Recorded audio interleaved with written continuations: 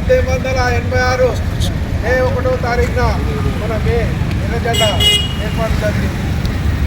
24 గంటలు పనిదినం పోయి 8 గంటల పనిదినం కోసము కార్మికులందరూ రక్త తర్పణ చేసి చికాగో నగరంలో, అమెరికాలోని చికాగో నగరంలో, ప్రపంచమంతటా ఈరోజు అంతర్జాతీయ మేడే దినోత్సవాన్ని జరుపుకుంటున్నారు.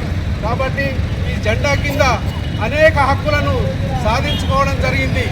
అయినా ఈ దోపిడీ ప్రభుత్వాలు మనం సాధించుకున్నటువంటి హక్కులన్నింటినీ రద్దు చేసి 44 హక్కులు సాధించుకున్న హక్కులను రద్దు చేసి 4 లేబర్ కోడ్లను తీసుకొచ్చేసి కార్మికులకు ఎలాంటి హక్కు లేకుండా, సంఘం పెట్టుకునే హక్కు లేకుండా అది రద్దు చేయడం చేసింది. కావున కార్మికులు ఎప్పటికప్పుడు గ్రహించి ఐక్యత ఉండి మనము ఈ హక్కులను సాధించుకోవాలి. పాత ఏదైతే చట్టాలు ఉన్నాయో ఆ చట్టాలన్నీ పునరుద్ధరించుకోవడానికి కోసం మనము పోరాటం చేయాల్సినటువంటి అవసరం ఉంది.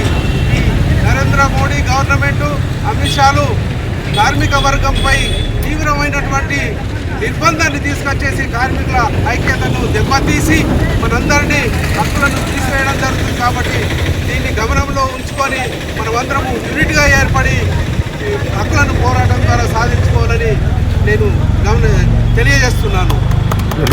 ప్రియమైనటువంటి అన్నలారా, అక్కలారా,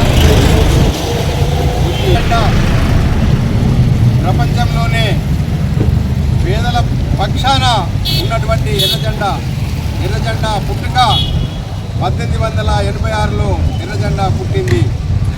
అక్కడ ఉన్నటువంటి అమెరికా షికాగో పట్టణంలో ఉన్నటువంటి కార్మికులకు హింస, వాళ్ళకు ఉన్నటువంటి పనిదినాన్ని ఎక్కువ ఉన్నంత కాలం వాళ్ళు పోరాటం చేసుకొని ఆ పనిని తగ్గించడం కోసం శాంతియుతంగా రస్తారోకో చేస్తే అక్కడ ఉన్నటువంటి ప్రభుత్వం వాళ్ళను నిర్దాక్షంగా కాల్చివేయడం అనేటువంటి జరిగింది. ఆ కాల్చిన ఆ రక్తంలోనే ముంచిందే ఈ ఎర్రజెండా. ఆ ఎర్రజెండా యావత్ ప్రపంచంలో వెలిసి పేద ప్రజల పక్షాన ఉన్నటువంటిది ఎర్రజెండా.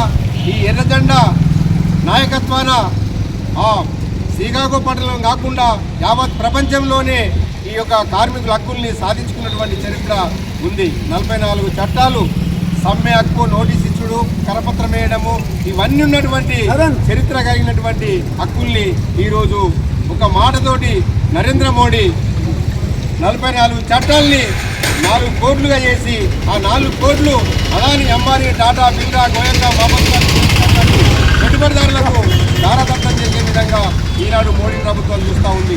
న్యాయ హిందుత్వం పేరుతోటి భారతదేశంలో ఉన్నటువంటి కులాలను కొడుతూ దుర్మార్గమైనటువంటిది ఆర్ఎస్ఎస్ నాయకత్వాన మోడీ ప్రభుత్వం నడుస్తూ ఉంది. దానికి తోడు వాణిజ్య ఒప్పందాలతోటి ఒక దుర్మార్గమైనటువంటి ట్రంప్తో ఒప్పందాలు చేసుకున్నటువంటి చరిత్ర ఉంది.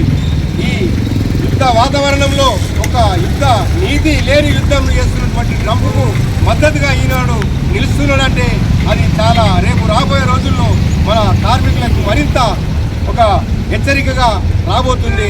దాన్ని మనమంతా కలిసికట్టుగా ఉండి ఈ నయ హిందుత్వ ఫాసిజానికి వ్యతిరేకంగా మనం ముందుకు పోవాలని చెప్పేసి ఈ సందర్భంగా తెలియజేస్తా ఉన్నాను.